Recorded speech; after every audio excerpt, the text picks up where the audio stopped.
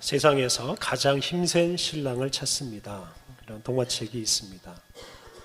생쥐 아빠에게 딸이 있었습니다. 동네의 총각 생쥐들이 그 아빠 생쥐를 찾아와서 딸과 결혼하게 해달라고 했는데, 이 생쥐 아빠는 자기 딸이 시시한 생쥐에게 시집가는 것을 싫어했습니다. 그래서 생쥐 아빠는 세상에서 가장 힘센 신랑을 찾아 나섰습니다. 생쥐 아빠가 가장 먼저 태양을 찾아갔습니다. 세상에서 가장 힘센 해님, 저의 딸과 결혼해 주세요. 이렇게 말하니까 태양은 세상에서 가장 힘센 것은 자기가 아니고 구름이라고 말해 주었습니다. 구름이 해를 가리면 자기는 하나도 힘을 쓰지 못한다고 했습니다. 그러자 생쥐 아빠가 이번에는 구름을 찾아갔습니다. 그리고 구름에게 세상에서 가장 힘센 구름님, 저희 딸과 결혼해 주세요 라고 말했습니다. 그러자 구름은 자기보다 힘센 것이 있는데 그것은 바로 바람이라고 했습니다. 바람이 불면 자기는 자기가 가고 싶은 대로 가지 못하고 다른 곳으로 날아가 버린다고 했습니다. 그러자 생쥐 아빠는 바람을 찾아갔습니다. 그리고 바람에게 자기 딸과 결혼해 달라고 부탁을 했습니다. 그러자 바람은 자기보다 힘센 것이 하나 있는데 그것은 바로 큰 벽이라고 했습니다.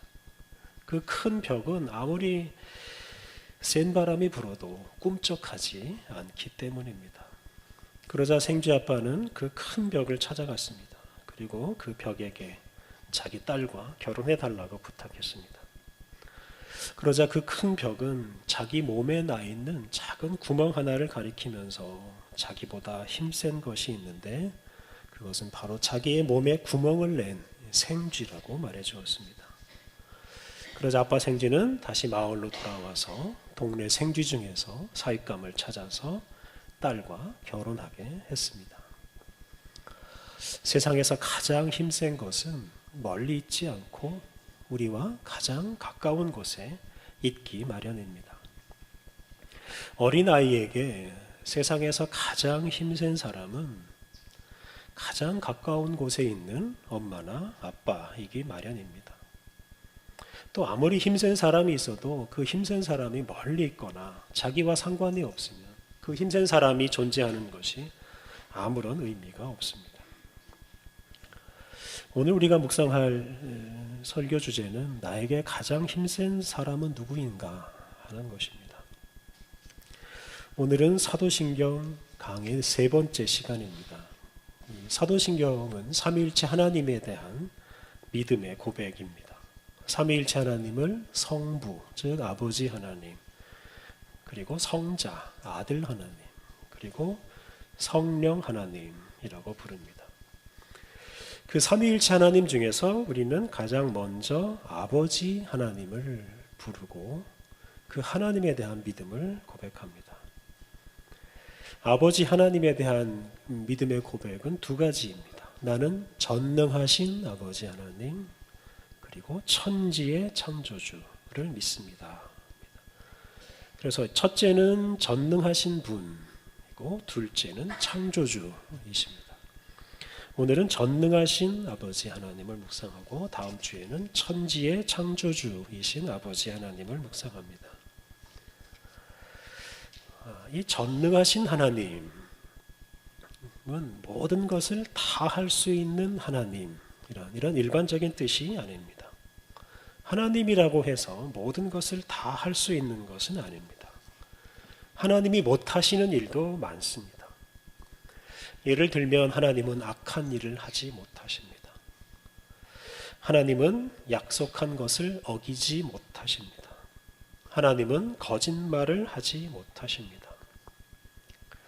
이렇게 하나님의 전능하심은 이런 일반적인 전능의 개념하고는 거리가 멉니다.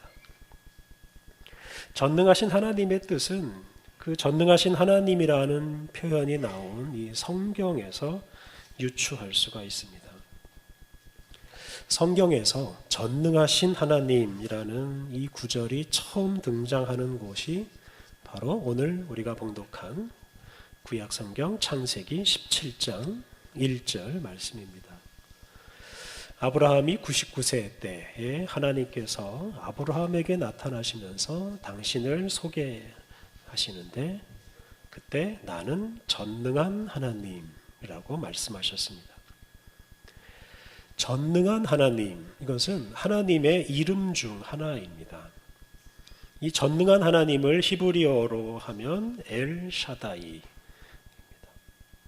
그래서 이 전능한 하나님은 한 단어로 이해하시는 것이 좋습니다. 그러니까 이 전능한이라는 형용사가 하나님이라는 단어를 수식하는 것으로 이해하지 말고 전능한 하나님은 엘 샤다이로 보고 그것은 하나님의 이름이라고 이해하시면 좋습니다. 그런데 이 엘 샤다이, 즉 전능한 하나님이라는 이름은 주로 아브라함과 이삭, 야곱, 그리고 요셉이 사용한 이름입니다. 오늘 본문에 나오듯이 하나님께서 아브라함에게 당신을 전능한 하나님이라고 알려주셨고, 그래서 아브라함은 하나님을 전능한 하나님 엘 샤다이라고 부르게 되었습니다. 그리고 아브라함의 아들 이삭 역시 하나님을 전능한 하나님 엘 샤다이라고 불렀습니다. 창세기 28장 3절을 보면 이삭이 아들 야곱에게 말할 때 하나님을 전능한 하나님이라고 말했습니다.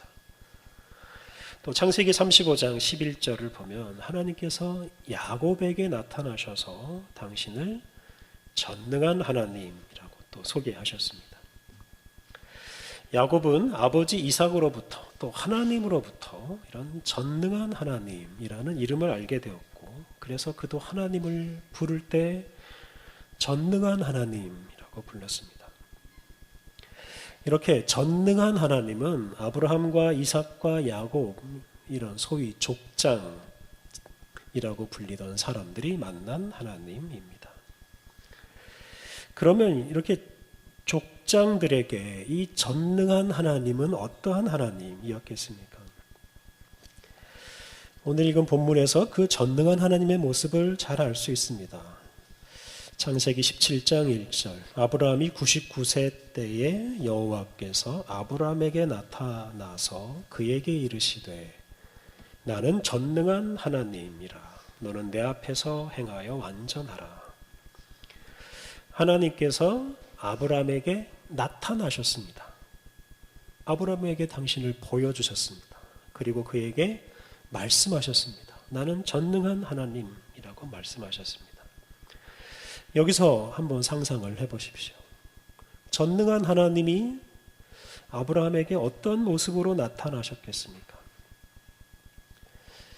아브라함에게 어떻게 말씀하셨겠습니까? 물론 아브라함이 볼 수 있는 모습으로 나타나셨을 것입니다. 그리고 아브라함이 들을 수 있는 음성으로 말씀하셨을 것입니다. 아브라함이 보지 못하는 모습, 또 아브라함이 듣지 못하는 음성, 그것은 의미가 없기 때문입니다. 유대인들은 거룩하신 하나님을 죄인인 사람이 만나면 그 사람은 죽는다라고 생각했습니다. 거룩하신 하나님을 감히 사람이 만날 수 없다고 생각했습니다. 그래서 하나님께서 만약에 사람이 볼 수 있고 또 사람이 들을 수 있는 모습으로 아브라함에게 나타나셨다는 것은 이게 일반적인 하나님의 모습으로 나타난 것이 아니다라고 말할 수 있습니다. 다시 말하면 하나님께서 아브라함에게 하나님답지 않은 모습으로 사람과 같은 수준으로 당신을 낮추어서 나타나셨다라고 말할 수 있습니다. 마치 어른이 어린 아이와 대화를 하기 위해서 어린 아이 수준으로 자기를 낮추고 어린 아이가 사용하는 말을 사용하는 것처럼 하나님께서는 아브라함의 수준으로 당신을 낮추시고 아브라함과 말씀하시고 아브라함에게 당신을 보여주셨습니다. 이러한 하나님의 자기 비하, 자기 낮춤 덕분에 아브라함이 하나님을 만날 수 있었습니다.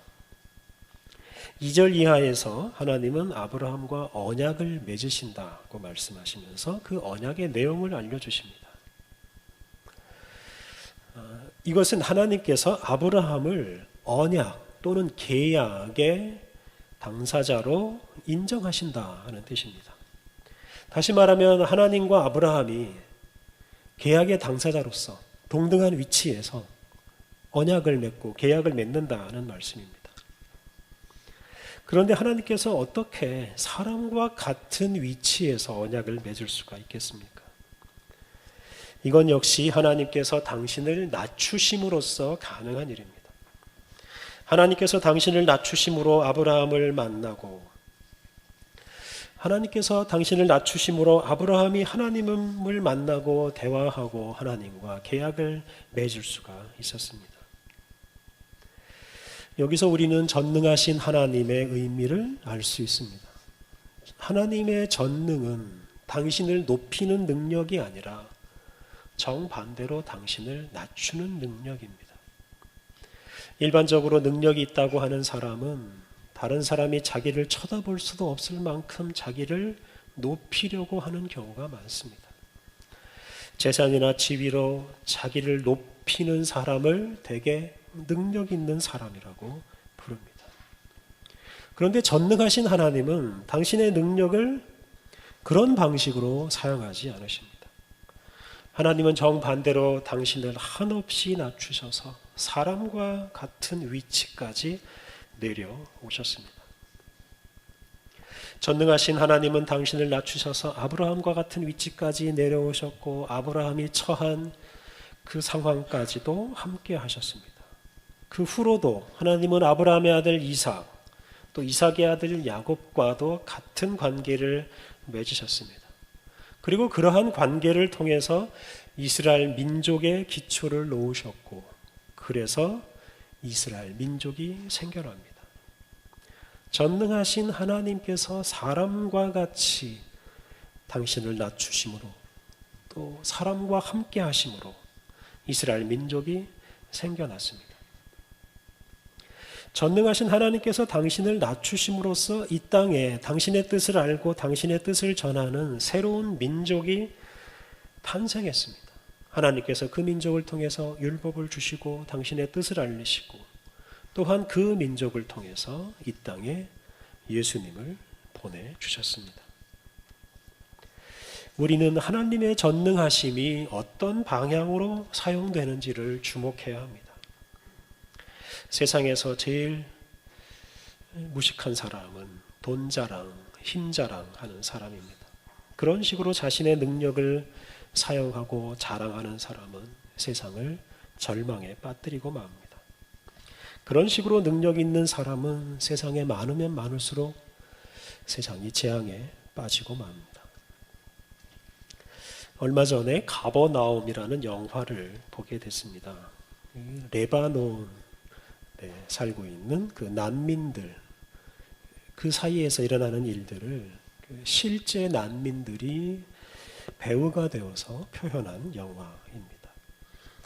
그 영화에 라힐이라는 엄마가 나옵니다. 라힐은 혼자서 요나스라는 아들을 키우고 있었습니다. 그런데 이 라힐이라는 엄마가 불법 체류자 신세였기 때문에 취업도 어렵고 그러다 보니 양육도 어려웠습니다. 그냥 사는 것조차 힘들었습니다. 그런데 그런 어려움에도 불구하고 이 엄마가 아들 키우는 일을 포기하지 않았습니다.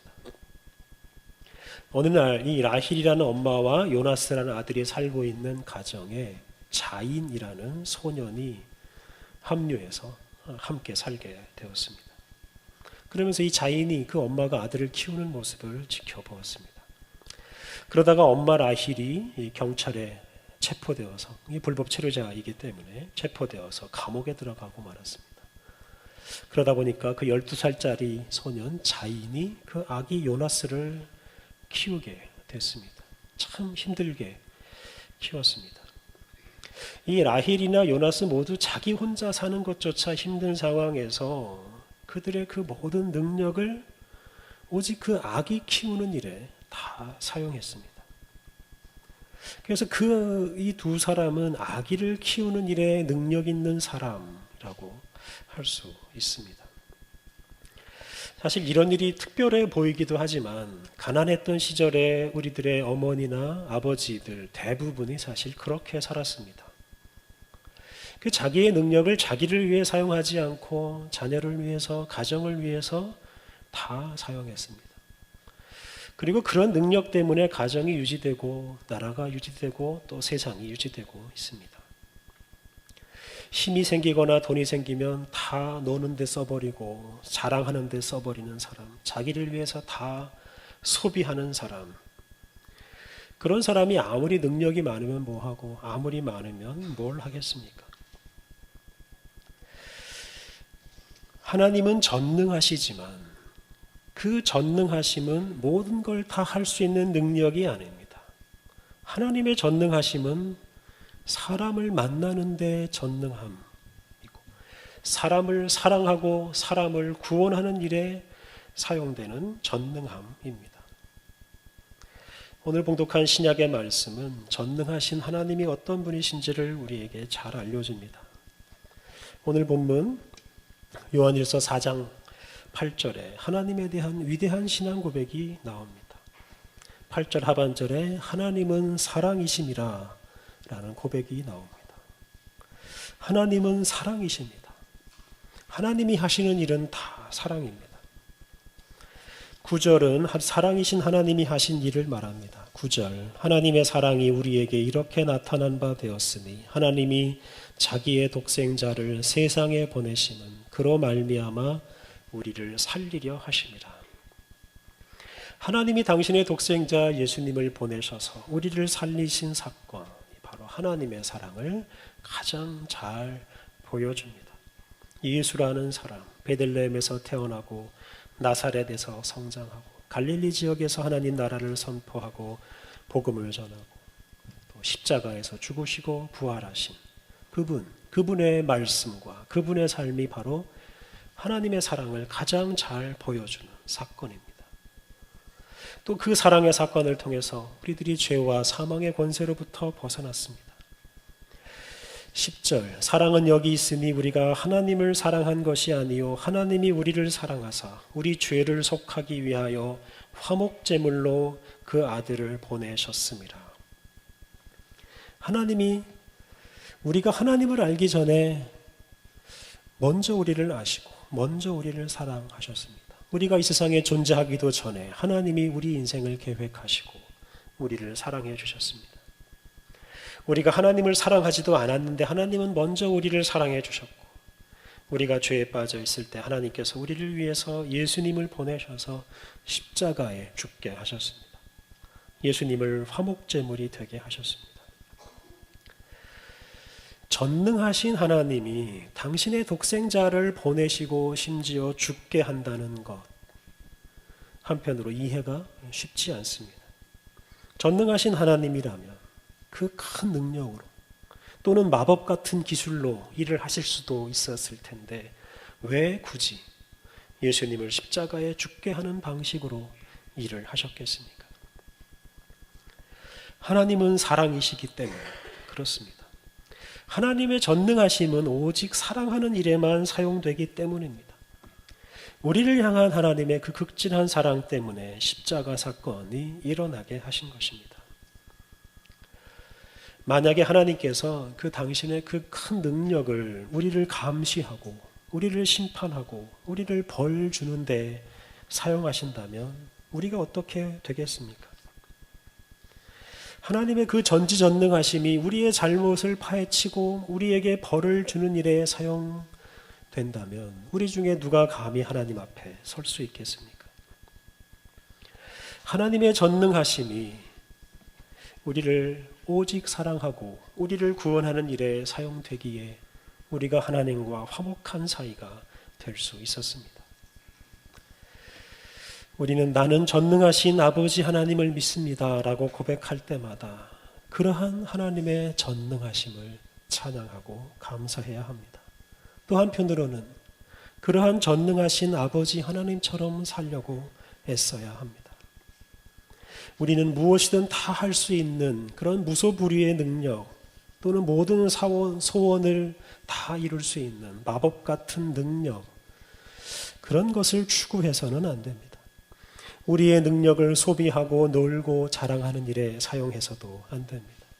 전능하신 아버지 하나님처럼 우리도 사랑하고 구원하는 일에 능력을 사용하고 또 그러한 일에 능력 있는 사람이 되려고 힘써야 합니다.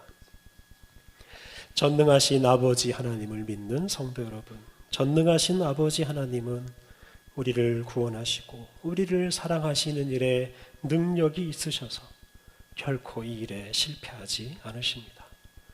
전능하신 아버지 하나님 덕분에 우리들이 하나님 나라 소망을 품고 살아갈 수 있습니다. 이 전능하신 아버지 하나님에 대한 믿음을 고백할 때마다 늘 감사하며 살아가시길 바랍니다. 또 전능하신 아버지 하나님처럼 오직 사랑하는 일에만 능력을 발휘하며 살아가시기를 바랍니다. 기도하겠습니다. 우리를 사랑하시고 우리를 구원하시는 일에 전능하신 하나님, 감사합니다. 우리를 위해 당신을 낮추시고 친히 우리들 가운데 오셔서 우리의 슬픔과 또 죄로 인한 죽음과 절망에 함께 하신 주님을 찬양합니다. 하나님, 오직 사랑하고 구원하시는 일에만 능력을 사용하시는 주님으로 인해 우리가 하나님 나라 소망을 품고 살아갈 수 있습니다. 하나님, 우리가 날마다 주님께 감사하며 우리도 주님처럼 사랑과 구원을 위해 우리의 시간과 재능과 재산을 사용하며 살게 하옵소서. 오직 사랑하는 일에만 우리의 능력이 사용되게 하옵소서. 그리하여 구원하시는 주님의 능력이 우리를 통해 온 세상에 전해지게 해 주옵소서. 예수님의 이름으로 기도드립니다. 아멘. 주신 말씀에 응답하여 사도